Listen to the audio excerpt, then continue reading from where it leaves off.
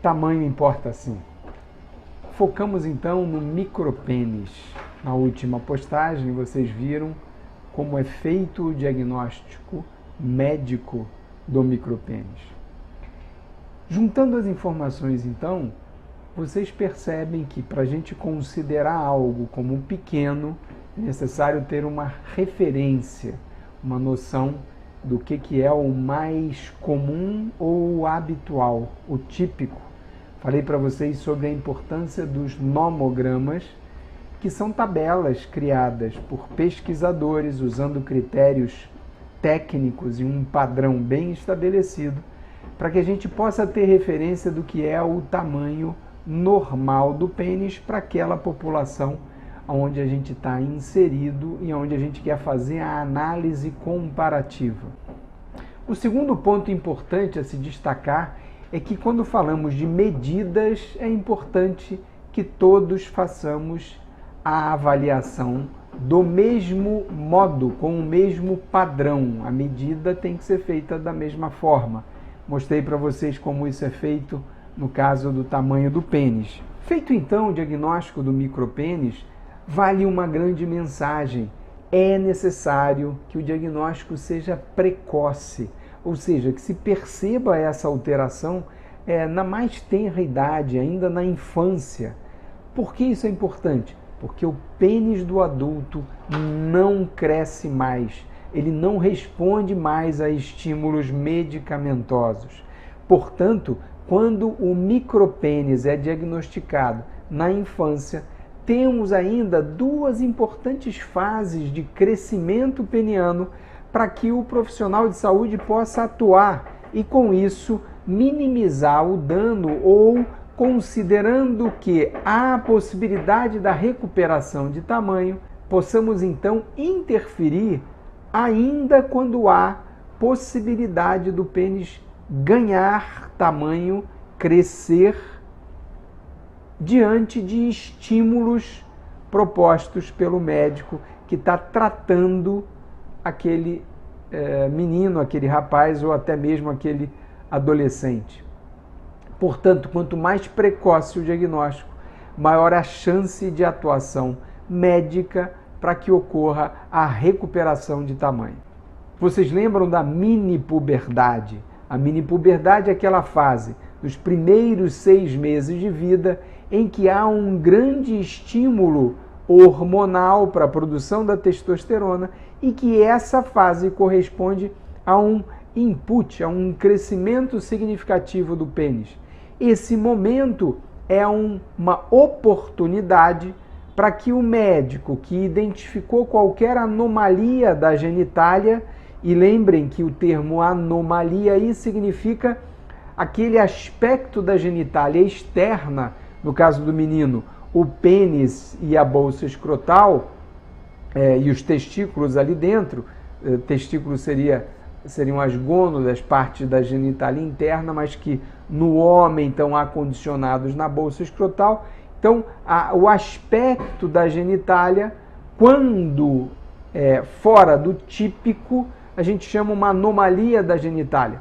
E nesse momento é fundamental que o profissional de saúde faça as avaliações adequadas, tanto do aspecto genético quanto do equilíbrio hormonal. E vocês já sabem, a partir das postagens anteriores, o quanto é importante identificar essas alterações e corrigi-las o mais precocemente possível. Dessa forma, quando identificamos o micropênis, é muito importante tentar descobrir a razão, a causa, o porquê desse hipodesenvolvimento do membro masculino.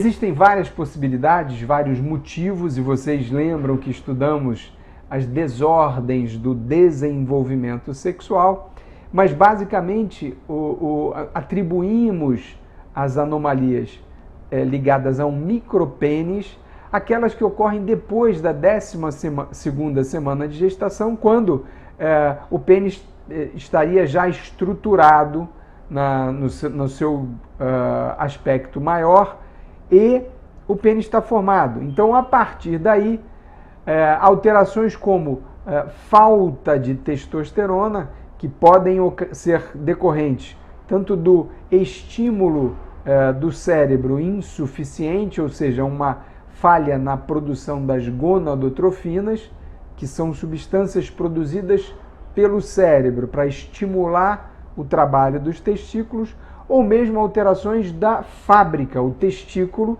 por alguma razão, uma disgenesia, uma formação inadequada, ele não tem a capacidade de produzir a testosterona, e na falta da testosterona e, consequentemente, da dihidrotestosterona, que é um metabólito a partir da ação enzimática sobre a testosterona, a falta desse hormônio vai ocasionar uma falha no desenvolvimento que ocorre, vocês lembram, ainda no período embrionário. Então a criança nasce com um micropênis. E um terceiro motivo também importante seria a falta de sensibilidade dos receptores androgênicos. Então, existem situações em que a testosterona está disponível, a dihidrotestosterona também, mas quando se conectam no receptor, elas não geram uma ação androgênica por falha, por falta de sensibilidade do receptor. Então, basicamente, essas três razões. E vou falar agora em seguida como conduzir o micropênis, como tratar. De maneira geral, o que fazemos é aumentar o estímulo androgênico. Então, uma forma mais simples de fazer isso é a oferta de testosterona para o menino, para o rapaz, para o adolescente. Então, isso pode ser feito a partir de uma avaliação da dose correta, esperando então uma resposta de crescimento peniano. Então, normalmente, já nos primeiros meses, uma vez identificado o problema, oferece a reposição, a oferta de testosterona e se acompanha a essa administração é feita por via intramuscular e há vários protocolos de doses e de duração do tratamento, mas basicamente tenta-se obedecer àqueles diferentes momentos, como a mini-puberdade e a puberdade propriamente dita, para ir corrigir a falha que levou ao micropênis, oferecendo quantidades adequadas de testosterona. Uma segunda possibilidade seria estimular a produção testicular através da oferta das gonadotrofinas. Então, temos como simular esse comando cerebral, ofertando para o menino, para o rapaz, para o adolescente, os precursores da testosterona, da produção da testosterona, que seriam as gonadotrofinas.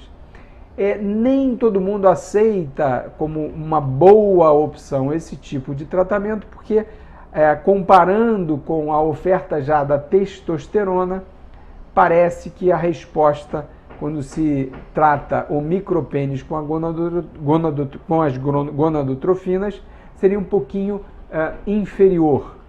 Observem a importância de uma avaliação adequada da criança, assim que nasce, em relação à identificação desse tipo de problema.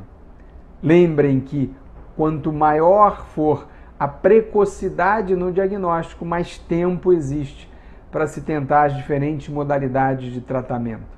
A mensagem fundamental é essa: tamanho do pênis importa sim. Vocês viram situações onde o tamanho do pênis mostra inclusive a possibilidade de alterações genéticas e da presença de algumas síndromes, inclusive algumas com gravidade, com necessidade de tratamentos imediatos. É o exemplo a hiperplasia congênita da glândula adrenal. Uma coisa importante quando falamos do micropênis é trabalhar as expectativas da família. É fundamental criar expectativas reais. Então, os estudos mostram que o micropênis tem sim tratamento, mas o que se consegue não é um crescimento que vá levar aquela criança, o rapaz, para o percentil mais alto daquela tabela que vocês viram do nomograma. O que se consegue é tirar a criança desse hipodesenvolvimento peniano e levar para valores próximos aos menores índices dentro do conceito, entre aspas, de normalidade. Então, muito importante que a família tenha noção disso desde o início, para não considerar o tratamento não bem sucedido, quando na verdade era o que se podia esperar. Mais uma vez, peço a vocês a participação. Mandem a sua dúvida aqui para o e-mail, o seu comentário, a sua sugestão, um assunto interessante que você queira que eu aborde aqui. E visite o site, tem bastante informação útil dentro desse universo que é a sexualidade masculina, que aqui a gente trata como uma coisa muito, muito séria.